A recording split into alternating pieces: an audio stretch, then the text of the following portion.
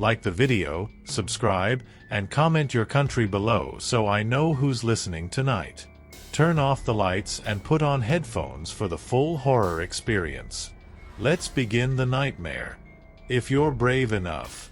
I never wanted to go back to that school, not after what happened to us during our final year, but I guess some places don't need you to return physically to drag you back in. I still have dreams of the empty hallways, lights flickering, locker doors hanging open like broken jaws, and the smell of mold and cold metal that clung to everything we touched.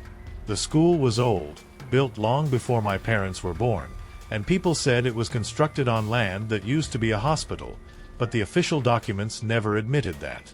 Nobody cared about its history anyway. We were just kids, stuck inside a building that looked normal enough from the outside, but swallowed noise like it was hungry. The school always felt wrong at night. Even during winter mornings, when the sky was still dark, walking into that building gave you a feeling like you weren't entering a place, but crossing into something alive. Sometimes lockers banged shut even when nobody was near them. Sometimes footsteps followed you down the hallway, soft and slow, like someone was dragging their feet, and sometimes the lights would flicker in a rhythmic pattern, almost like breathing. Teachers always said it was old wires, but the sound of breathing doesn't come from electricity.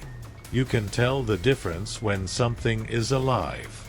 In my final year, there were 96 students enrolled, but if you looked at the yearbook photos, you'd only find 91. 5 kids were missing, and nobody ever explained it. No assembly, no police, no investigation. Just empty spaces in classrooms, empty chairs in the cafeteria, and teachers who pretended everything was fine. When someone asked about them, we were told they transferred, but their lockers remained full, untouched, with books still inside. Their names weren't removed. Their belongings weren't cleared. It was like someone was keeping a place for them, waiting for them to return. Our principal, Mr. Hendricks, was tall, silent, and always pale, with eyes that never blinked enough. He spoke softly, never raised his voice, and never smiled. He walked slowly, like moving through the building required effort. Kids joked that he didn't breathe, but now I wonder if it was a joke at all. One time, a kid swore they saw him standing perfectly still in the hallway after school, staring into the darkness, not moving, not speaking, just waiting like a guard dog watching a door. Nobody knew which door. I didn't believe any of the stories until my friend Ethan disappeared. One moment he was walking down the hallway with me, complaining about homework, and the next moment he was gone, like someone had just erased him from the frame. His backpack was found in a stairwell, zipper open, books scattered, no sign of struggle. The cameras didn't record anything. They said it was technical failure. His mother came to the school crying, screaming, demanding answers, but she left in silence, escorted from the office by 2 teachers. After that, his name wasn't mentioned again. The teachers changed after Ethan vanished. They didn't look tired. They looked afraid.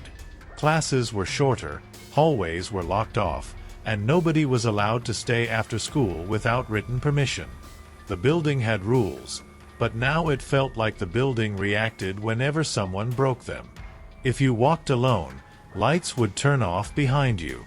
If you stopped moving, you could hear footsteps catching up. If you looked back, you'd see empty hallways and reflections in trophy cabinets that didn't match the shadows behind you. One night, during a late study session, I ended up being the last student in the building. I wasn't supposed to be, but my mom was late, and the janitor forgot to check my classroom. The bell didn't ring, the lights didn't dim. I didn't even notice how late it was until the sun disappeared and the hallway outside my classroom turned completely black. I stepped into the hallway and instantly felt it, the cold, the silence, the pressure in my ears. It wasn't like being alone. It was like something else was there, watching, waiting. I walked down the hallway, using my phone light, but the walls looked darker than usual, almost wet, as if they were absorbing the light instead of reflecting it. I passed by Ethan's locker and stopped when I noticed it was open. His stuff was still inside. The same books, the same notebooks, even the same stupid football keychain he used to play with. But there was something new taped to the locker door. A photograph. It was blurry, taken in a hallway at night, but in the middle of the frame was a person, standing perfectly still, head tilted, staring directly at the camera. The face was blurred, but the posture, I recognized it instantly. It looked exactly like Principal Hendricks. Before I could make sense of it, I heard movement behind me. Slow footsteps, heavy, dragging, like something that wasn't built to walk was trying anyway. I ran without thinking, turned into the science wing even though the hallway lights were dead, and almost slipped on something wet on the floor. When I pointed my phone down, I saw water. A long, thin trail of water, like something had been dragged. Not walking. Dragged. The trail led into a door, slightly open, glowing with dim orange light. It wasn't a classroom I recognized. It didn't even have a number. I should have run, but someone whispered from inside. A voice I recognized immediately. "Ethan, don't open it, please. Don't open it." But something else, something deeper and hungrier, whispered from behind the door. "Come in." I didn't go into the room, even though the door slowly opened wider on its own, like someone was pulling it from the inside with fingers that didn't understand how hinges worked. The dim orange light flickered, and I could hear breathing, not from one person, but from multiple people all taking shallow breaths at the same time. My phone's light shook in my hand, and I backed away slowly, trying to make as little noise as possible, because whatever was in that room wasn't asleep, it was listening. I turned to run, but the hallway behind me was completely black now, not just dark but pitch black, like someone had sucked the light out of the air. I could see the faint glow of exit signs far away, but between me and them was nothing but shadows, thick and heavy, like a wall of night waiting to swallow me. I heard steps behind me, faster this time, coming from the room. Wet footsteps, bare feet slapping against the floor in a steady rhythm. I started walking, then running, hearing them pick up speed to match me. The hallway lights flickered on and off, revealing little flashes of something coming out of the room. A pale, thin shape crawling on all fours, then standing upright, its arms hanging too long at its sides, and its head lolling to one shoulder like it couldn't hold it up. I sprinted toward the end of the hallway, but every time the lights turned off, it gained ground on me, until I could hear its breath on the back of my neck, cold and wet, as if I was running through fog. I threw myself around the corner and slammed into a classroom door, yanking the handle, but it was locked, same as all the others.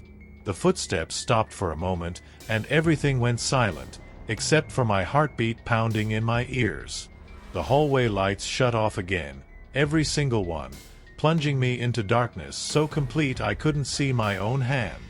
I pressed my back to the door, holding my breath, but then a voice whispered directly beside my ear, as if someone's mouth was inches away from my skin.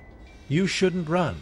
I screamed and lunged forward, nearly tripping, but as soon as I moved, I could feel it reaching for me, its fingers brushing the back of my shirt, cold and slick, like they were covered in water.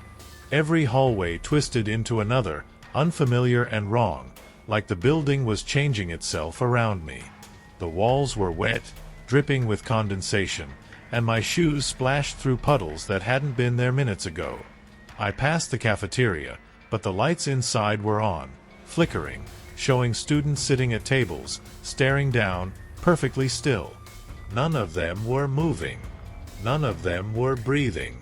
They looked like statues, frozen mid-meal. But as I looked closer, I realized they weren't eating. They were staring at something under the tables, all of them looking down at the floor, as if something was crawling beneath them, waiting for them to look away. The exit door at the far end suddenly opened, and bright moonlight spilled inside. I ran toward it, desperate, but as I got closer, I realized the door wasn't open at all. The light was coming from somewhere else, A hallway that shouldn't exist, glowing with pale blue light. The air was freezing, like winter inside a building. I turned into the hallway and immediately regretted it. The walls were covered in photographs, hundreds of them, taped up in messy rows. Pictures of students standing in hallways, sitting in classrooms, walking outside. Every photo had something in common. There was always a tall, pale figure standing behind them, blurry, slightly out of frame, with a face I couldn't quite make out. I walked past the photos slowly, heart hammering, until I found one that made my knees buckle. It was me, taken that morning, walking with Ethan. And behind us, almost blending into the background, was Principal Hendricks, eyes wide, mouth half open, staring at us like he wasn't just watching, but waiting. I heard a sound above me, like something sliding across the ceiling, nails or fingers dragging across tiles. I didn't look up. I just walked faster, until I reached the end of the hallway where an old intercom speaker hung from the wall, rusted and dangling by wires. The intercom clicked on with a loud static whine, and a voice spoke, distorted, deep, and slow, as if someone was speaking underwater. "Students, return to your rooms." Another voice followed, higher, shaking with fear. "Don't listen to him. Don't go anywhere alone." The static grew louder, drowning out both voices, until all that was left was a long, dragging noise, like someone breathing through a broken throat. The hallway lights flickered, and every photo on the wall shook like something behind them was moving, pressing forward. Something touched my ankle. Cold, slimy fingers wrapping around it with impossible strength. I screamed and kicked, breaking free, running without thinking, sprinting down the hallway until my lungs burned. I turned another corner and slammed straight into a metal door, heavy and rusted, with a sign that said, "Basement access, staff only." I had never seen that door before. Nobody ever mentioned a basement. But I could hear something behind me, scraping across the floor, getting closer, dragging itself toward me like it didn't care how much it hurt. I didn't think. I just opened the door and ran down the stairs. The door slammed shut behind me, plunging me into darkness, and I realized too late that I wasn't running away from something. I was running straight into the part of the school nobody left alive. I remember standing in that empty hallway, the air stagnant and heavy, like the entire building had stopped breathing, and as I looked ahead, I saw that every door on both sides of the hallway had been opened, all at the same angle, as though someone had gone through them methodically, checking each one, searching for something or someone, and I was terrified because I had no idea whether whatever had been searching was still here or if it had found what it wanted, and I could still feel the faint echo of that child's scream from earlier, bouncing around the walls of my skull, even though I hadn't actually heard it with my ears, only with whatever part of my mind was still tethered to the nightmare of this place, because at this point I wasn't sure if the fear was external or internal anymore, and I kept walking, hearing the drag of my shoes on the dusty tile, because if I didn't keep moving, I felt like the building would swallow me whole, and as I passed the open classrooms, I refused to look inside, even though every instinct screamed to check them, because I knew that if I looked, I would see faces, not human faces, but clusters of pale, expressionless masks turning toward me all at once, frozen in silent screams, and I couldn't let myself visualize that because I was already fighting the rising pressure in my chest, that horrible suffocating fear that makes you want to scream but your throat is too tight to force the sound out, and then suddenly, from somewhere behind me, I heard something wet hit the floor, the sound of a liquid dropping, slow, rhythmic, patient, like the drip of a sink that hasn't been repaired in years, and I stopped walking because I knew if I kept going without looking, it would follow me.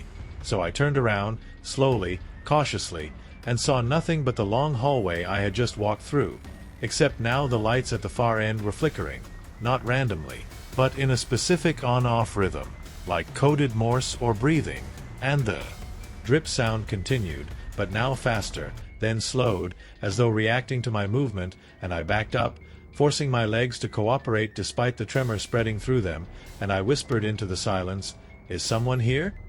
Even though I knew I would regret hearing an answer, but what came wasn't an answer. It was a laugh, a slow, quiet giggle of a child, the kind that in any other context would have been harmless, but in this building sounded like someone imitating a human child without understanding emotion, cold, flat, and artificial, and the giggle echoed down the corridor, stretching too long, not fading naturally, almost like it wasn't carried by air but pushed into my head directly, and I realized something horrifying.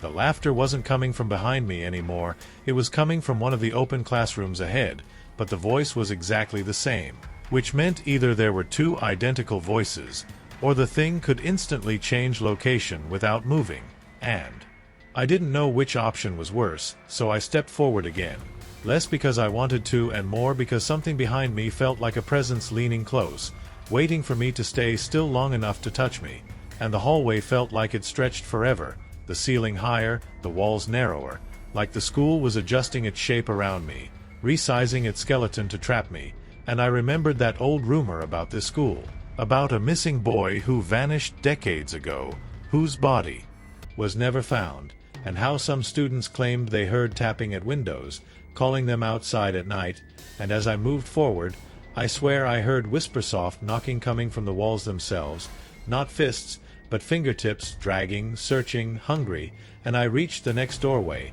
the one I had avoided looking into, but I knew I had to now, because something inside was breathing, and it wasn't trying to hide.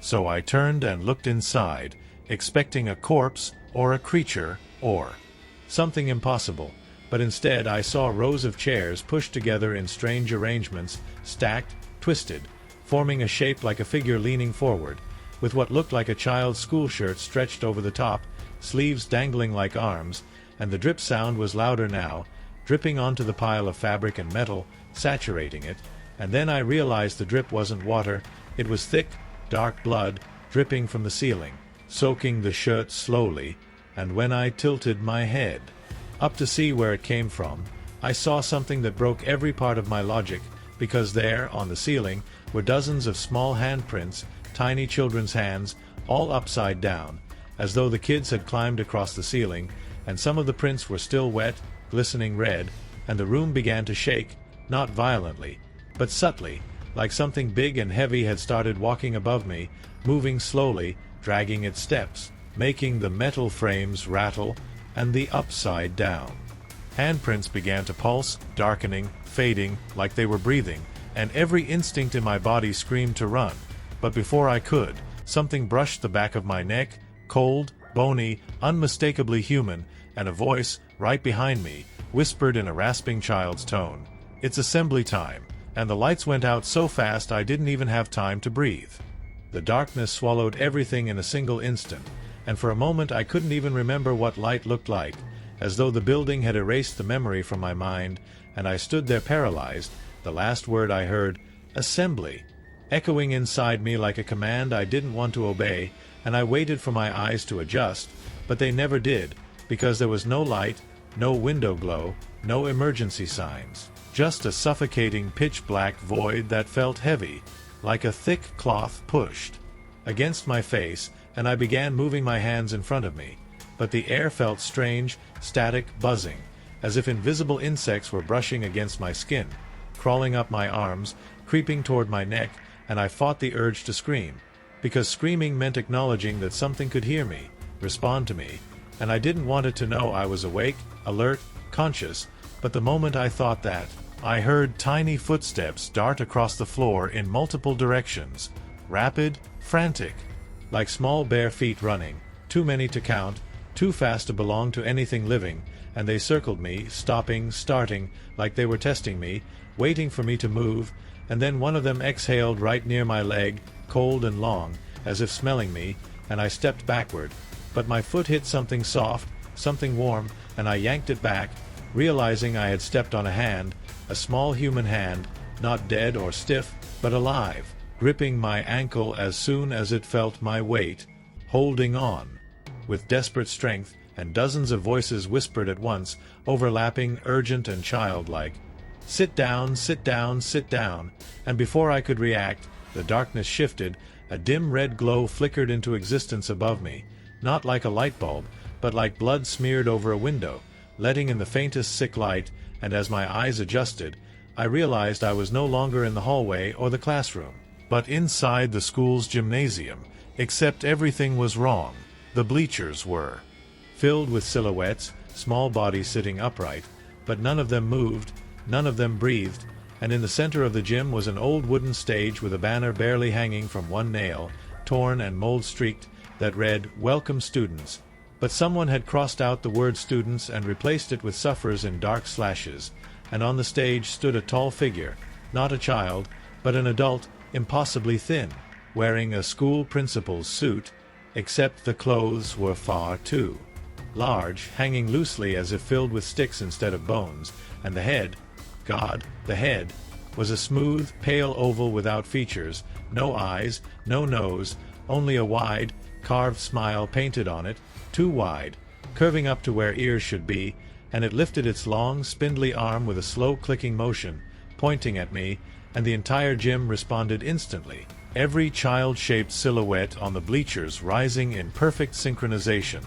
turning their heads toward me, not with human motion, but like dolls being rotated by invisible hands, and their faces were blank chalky surfaces with holes where eyes might someday be, except inside the holes were dark, shifting things, not flesh, not pupils, but swirling insect-like movement, as though something was living behind the surface, chewing its way outward, and they stepped down from the bleachers in long, jerky, puppet-like motions, forming rows, dozens of them, all staring at me with those empty pits, and the principal thing spoke in a voice that sounded like a speaker with water damage, garbled, glitching.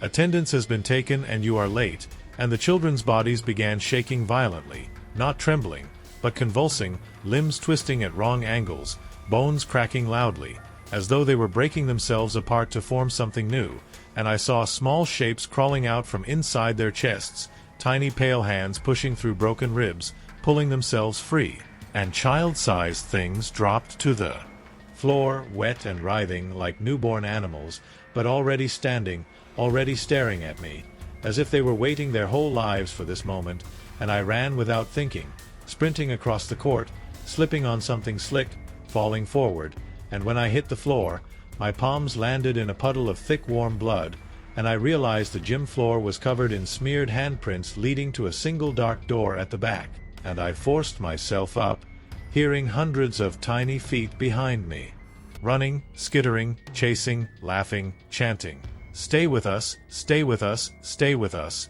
and I barged through the door, tumbling into a narrow hallway, slamming it shut behind me, but there was no lock, no barricade, and the chanting bled through the door like smoke, and I knew they would break through any second, so I sprinted down the hall, panting, dizzy, desperate, until I reached a staircase leading downward, and as I descended, the chanting changed, slowing, deepening, becoming a single repeated phrase, "No one leaves," and when I reached the bottom, I found myself in the basement, though basement isn't even the right word, because there were no lights, no equipment, just rows of tiny chairs, all facing a wall covered in thick black mold, and in the mold were outlines of people pressed into it, as though dozens of bodies had been absorbed by the wall, frozen mid-scream, and a figure stepped out from the shadows, a child, or what had once been a child, with skin stretched so thin over bones that it looked translucent, and it stared at me with hollow sockets filled with glistening worms,